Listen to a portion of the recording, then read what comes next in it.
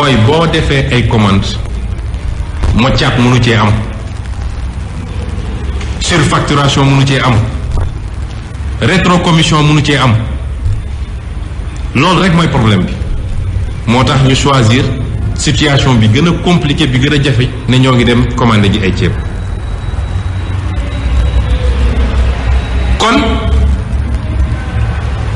gestion boobu ñu gérer boole koog nag li tubaab di wax mimétisme mooy toppandoo président de la République boo xam ne doo jël décision sa décision bopp bu Macron ne ah on est en guerre nga ne oui on est en guerre bu Macron ne guerre bi jeex na nga ne guerre bi jeex na bu ne déconfinement nga ne déconfinement bu ne il faut qu'on apprenne à vivre avec le virus nga ne il faut qu'on apprenne à vivre avec le virus jël ay décision yoo xam ne concerté wuloo sax ak ñi nga war a concerté parce que gis nga administration bi man xam naa administration obligation de réserve ak loyauté moo tax ñemewuñu wax waaye man bir na ma ni ay ñoom docteur Seydi ak ñeneen ak ñeneen consulté wuñu leen dañuy jël décision bi décision panique la parce que moom ci boppam xam na ni li ko renseignement généraux mi jox ak li ko ay partenaires étrangers jox ndax gis nañu ab document boo xam ne dëgg la wala du dëgg waaye document la boo xam ne nee nañu ci ay service officiel u France jóge woon lii nag dañ ko annoncé woon ne ni ñu war a gérer pandémie boo moytu sax ay émeutes la ñu jëm donc concertation amu ci barki Dembo Ndiaye la docteur Xemes Diouf Ndiaye defe naa noonu la tudd génn taxaw wax a wax ba fuur ne Sénégalais yi respecté wuñu consignes yi defuñu ci ñaari fan Macky Sall taxaw ne levé naa mesure ci loo xam ne restez chez vous takk leen seen masque bu leen génn ñu xëy rek di jour wala amee ñu ne lépp jeex na muy décision précipitation ba tax nag la ñu mën a constater fi mu toll nii mooy fiasco total moo am ci ñu gérer crise bi ndax amul lu mënoon justifier ñu jël décision bi tey Sénégal bokk na ci réewu Afrique yi nga xam ne moom la épidémie bi gën a laal ci Afrique ba mu daj ci fukki réew yi maladie bi yi feebar bi yi mbas mi gën a dal fi mu ne ni Sénégal ci la bokk te ci biir fukki réew moomu Sénégal moo ci sixième te booy xool suñ ko doon natt sax li ñuy wax valeur relative ci tubaab parce que soo jëlee Afrique du Sud mu am 11000 cas waaye 11000 cas ci 57 millions de population nga jël lu mel ni Nigéria mu am 4000 cas ci 200 millions de population ñun Sénégal ñu am démb 1995 cas ci 16 millions d'habitants kon en valeur relative ci ñu gën a impacté la ñu bokk fi mu toll nii ba pare nag feebar bi di gën a garaaw sànq rek bi may yéeg gis naa seen communiqué tey ñu ne 110 cas la ñu génne tey kon yow bi ñu naan ñaari cas la ñu am ak benn cas nga xëbal Sénégal yëpp ba kenn ñi mettul nooy daal di jël say mesures tey ñu ne ñi ngi jege ji li ñuy wax pic parce que épidémie dafa am fu muy commencer di yéeg ba sori doog a mën a wàccaat point boobu gën a kawe nga xam ne su fa yeggee lay doog commencer wàccaat eggaguñ fa ñun Sénégal lan moo war a mën a justifier Macky Sall xëy rek ne ay wa lay problème bi mooy ni ñu gérer crise bi depuis le début baaxul gis nga am réew boo ñàkkee doole da nga koy xam bi crise bi commencé ñu annoncé feebar bi Chine wax naa ko publiquement bi nguur gi jëlee décision ne ñoom mënuñoo delloosi wala duñu delloosi Sénégalais yi nekkoon fa crise ba amoon muy Wuhan man nee naa d'accord naa ci décision boobu dama ko wax publiquement ñëpp dégg ko parce que léeg-léeg da ngay ñeme li ngay wax doo seet lan moo neex nit ñi li taxoon ma wax ko mooy feebar fa mu déclaré wu feebar boo xam ne wàllaateem dafa gaaw day law diine wax na ko science wax na ko fu mu déclaré wu rek foofu nañ ko mettre en quarantaine bu kenn génn bu kenn dugg ñu essayé ko tënk foofu moo gën ñu bàyyi ko mu law ba ni mu mel tey ci àdduna waaye dama ne woon ci kaw mu ànd ak ñaar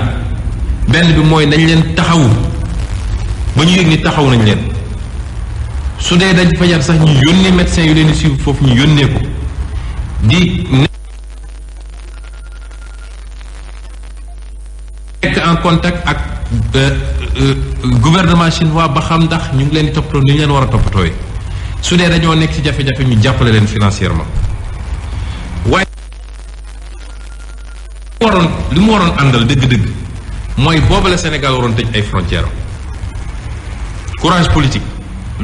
foofu lañ ko waroon amee tëj suñuy frontières bàyyi transport de biens et marchandises moom mën na continuer gis nga loolu bu ñu ko defoon tey duñu toog fii di wax ay 110 cas ak 120 cas boobu la ñu waroon tëj suñu frontière bu ñu ko waxoon duñu toog naan état d'urgence duñu toog naan dinañu bàyyi sénégalais yi ñu continuer dox seeni soxla ñu fexe nag ba lii nga xam ne mooy mesure de prévention yi ñu respecté ko kon duñu daan soxla 1000 milliards 100 milliards sax duñ ko soxla 100 milliards duñ ko soxla waaye toog di seetaan ba mbir mi ne sëlëm ci biir réew mi ñu paniqué nag jël ay décisions yoo xam ne nattuñu ko ci jamono jooju ñu ko doon jël loolu moo leen daf fi mu toll nii kon problème am na te du problème bu ndaw mooy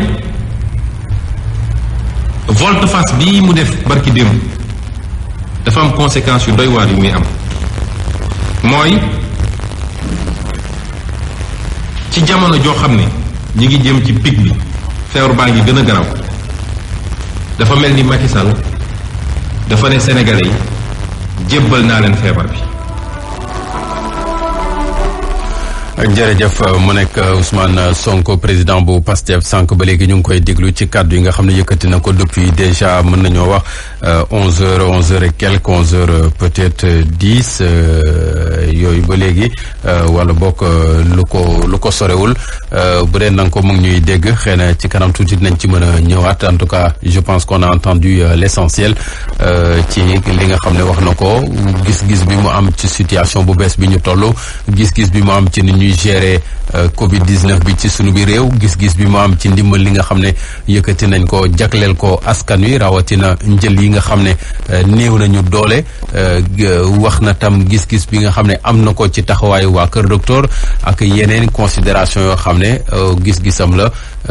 dinañ ci ñëwaat incha allah waaye nag dafa fekk nag dafa am yeneen yoo xam ne moo ñu tënk fii ci rajo bi rawatina lu jëm ci wàllu commercial ak yeneen ci kanam tuuti déjà 12 heures. mooy saytu diine gi te it ñépp pa yeewu fi mu toll nii ñépp xam koo won ni lii lorange la islam dafa am ay charte fu lorange bu rëy taxawee mun na teggi lu bari ci luy farata sax wax ma laa loo xam ne ay sunna la ndax julli jàkka du farata julli jumaa rek mooy farata te su ngànt amee teggi nañ ko naafila weeru koor du farata dafa amul lu fiy farata loo xam ne nit dina ko ñàkk a def dem ci kanamu boroomam ñu ne ko ñëwal rendre compte kon bàyyi nañu lu rëy nangu ànd ak nguur gi ba ci force de l'ordre yi ndax léeg-léeg dañ leen di fàtte man léeg-léeg ma génn ci guddi gi am urgence bu may dox waaye soo rombee ci mbedd mi gis force de l'ordre yi ñu nekk ci ngelaw gi ak weeru koor gi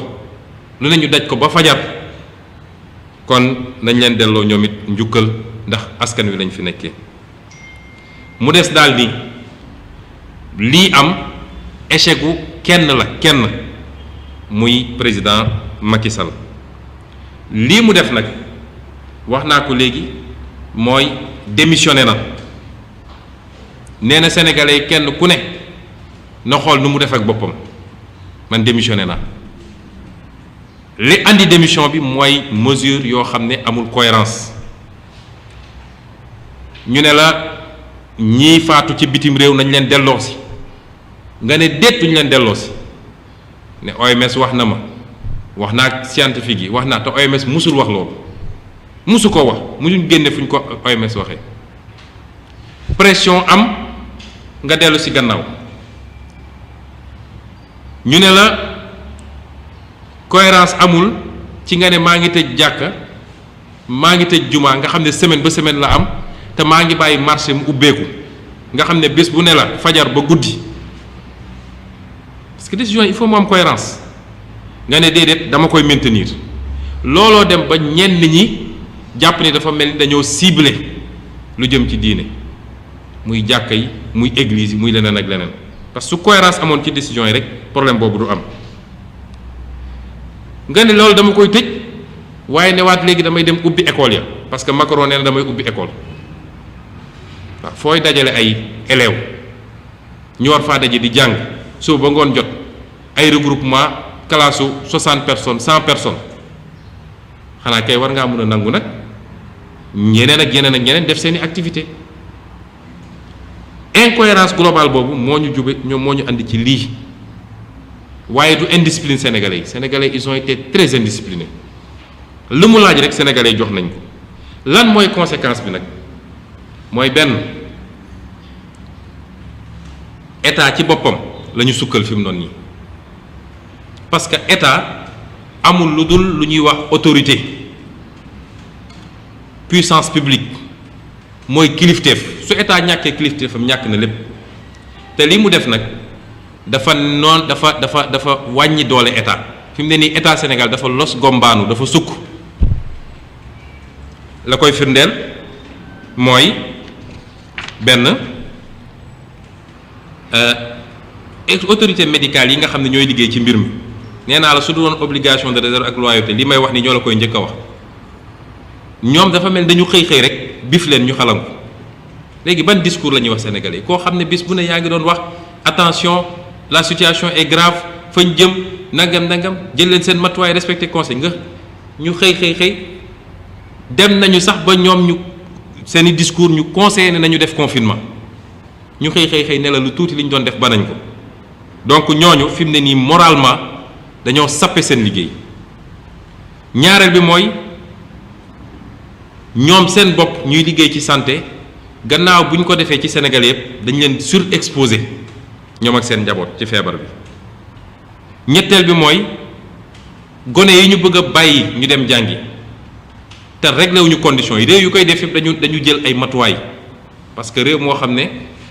classe su 10 personnes la ak réew moo xam ne classe su 20 personnes la ak réew wala 16 personnes ak réew moo xam ne classe boo dugg doo am foo teg sa tànk bokkuñu réalité distanciation 1 mètre bu ñuy def France wala ñu def ko Suède wala mënuñu ko def Sénégal école yoo xam ne da ngay dem ci école ba mu daj benn toilette a ci ne te toilette ba boo fa demee mara d'Italie mënul ne nañu waxante dëgg kon exposé xale yu ndaw yi waaye exposé it ñi nga xam ne ñoom la feebar bi gën a ay ci ñoom mooy ñuy wax 3e âge gën leen exposé ndax bu dee aayul ci seen xale itam xale mën na koo jël yóbbu kër ga bu ci mujj mooy dañoo piétiner les institutions ndax lu mel ni cour du suprême waaye sax baax na ci ñoom ndax Badio Camara moom Macky du magistrat Sénégal magistrat Macky Sall moo fa toog lu mu ko wax mu def ñu saisir leen amuñu lu ñuy wax lu dul bàyyi nañu état bi mu xool proportionnalité bi yow yaa war a xool proportionnalité bi c'est ça la justice waaye wax loolu defuñu ci 24 heures président génn joggati li ñu waxoon ni léegi dañu delloo si néew yi ba tax ñuy wax sénégalais yi nag ni lii lépp du lu bees ci Sénégal Macky Sall ñii la yoree Sénégal bi Sénégal di Sénégal ba léegi bëri na tey kuy xarab Macky Sall moo ko doon xalamal démb te ba mu koy xalamal xam na ni kii àttanul réew mi bi mu koy xalamal xam na ni ku ñu jox réew juróom-ñaari at réew ma demul dikkul kooku àttanul réew mi mënul yóbbu réew mi fi ñu bëgg mu dem moo tax il faut ñun ñëpp ñu def suñu introspection bàyyi parparloo bi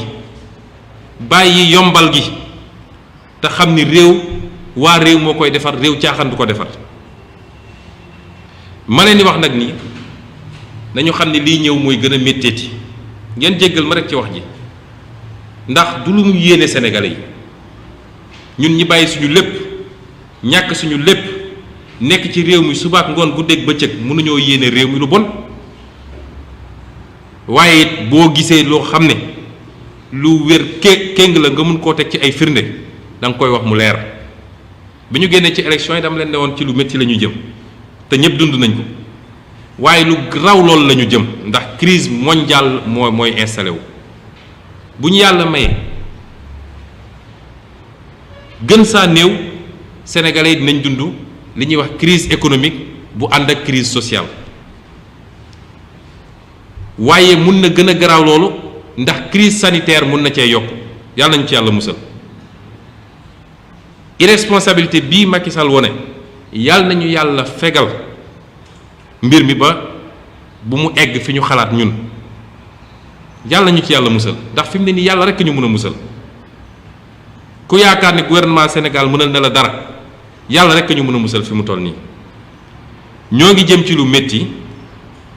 mooy Sénégal yëpp nañu waaj ni fii ñu jëm àdduna bi ci boppam mooy métti naka la mën a bàyyee nag réew yi nga xam ne ci réew yu gën a ndóol ci àdduna la bokk Sénégal bokk ci. moo tax suñu déggee Macky Sall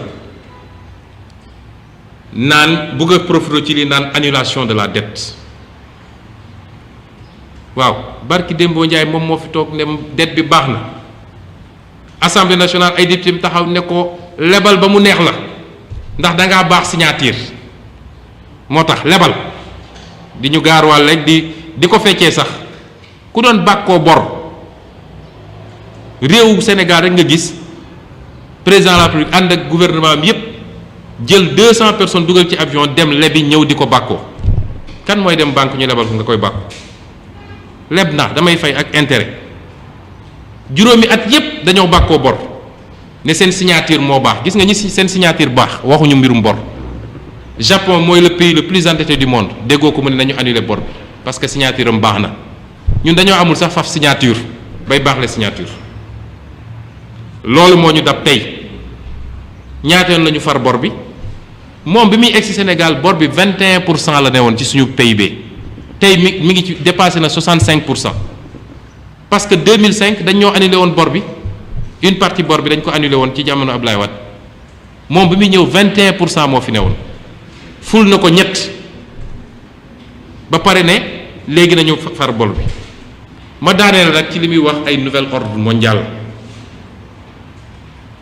xaw ma ndax xam na lu nekk ci notion boobu waaye ku mënul def nouvel ordre national mënoo def nouvel ordre mondial balaa ngay wax lu jëm ci àdduna ci réew moo xam ne yow tekki woo ci àdduna bi Donald Trump ci boppam mënul décréter nouvel ordre mondial waxuma laa mbas Macky Sall waaye Sénégal bëgg a jouer ay rôle leadership mondial nangam yooyu yëpp tappale la ñun africain ñun sénégalais nañu xam ni suñu xoolaatul suñu bopp defaruwaat gën a gëm suñu bopp te xam ni ñun ñooy defar suñuy réew bu crise bi jeexee démb maa ngi jot benn rapport bu Sénat français xam nga lu ñu ci bind notre avenir c'est l'Afrique Chine wax la même chose ñépp a ngi bëgg a xëccoo Afrique waa ana africain yi ci loola ñu ne xuñaar rek di xool ku dem leb rek kontaan nga jàpp nga ni am nga lépp moo tax bu ñu profité ci lii pour poser ay débat yu amul ñun nouvel ordre national la ñu war a njëkk a toppatoo est-ce que moom bi mu ñëwee fii ba ak léegi dafa changé dara ci réew mi tey la guerre gën a bon ci réew mi tey la détournement yi gën a biir ci réew mi tey la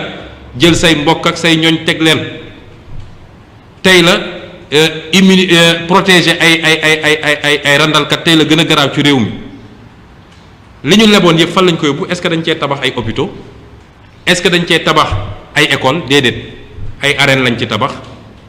ay autoroute ay train bu dawul ba pare nga ne dañu effacer der bi bor bi kon dama bañ ñu nërmel Sénégalais ba du ñu xam may daaneel rek ci wax ni sama conclusion mooy bu ngeen seetloo bu baax discours Macky Sall bi mbas mi commencé ba léegi discours am yépp da cee woo opposition yépp ba mu des bu barki dem bu tuddul opposition wax na syndicat yi wax na société civile bi wax na nu mu tuddati kilifa diine yi wax na patronat bi secteur privé tuddul opposition parce que seeni stratégie xam ngeen lu mu doon mooy fexe ba déplacer débat bi opposition yeewuwaat wax ñoom ñu déplacer débat bi mu doon débat ñoom ak opposition may wax sénégalais ni mbir mi du débat entre ñun ak Macky Sall mbir mi diggante Macky Sall ak askan wi ko fal la dama bëgg mu leer suba gannaaw suba di ngeen gis ñu libéré seen saagakat yépp ñu nekk ci télé yi rajo yi réseaux sociaux yi am Sonko andi Sonko mbir mi du diggante ñun ak ñoom diggante moom la ak ñàkk gis-gisam ak askan wi kon bu leen tombé ci piège boobu ñun politiqué wuñu li ma waroon wax pour leeral askan wi wax naa ko bu mu ci jógee maa ngi dem toogaat di déglu ba jamono bu wax jotee dinañu waxaat loolu moo ne woon mbokk yi li ñu bëggoon waxtaan ak yéen ci lu gàtt di leen gërëm di leen sant di leen lancer un dernier appel comme nguur gi démissionné na Sénégal mooy réew boo xam ne tey su amuloon président de la République amul assemblée nationale du tee mu dox en tout cas ni muy doxee du yées ni muy doxee tey comme nguur gi démissionné na bu mu tax sénégalais yi démissionné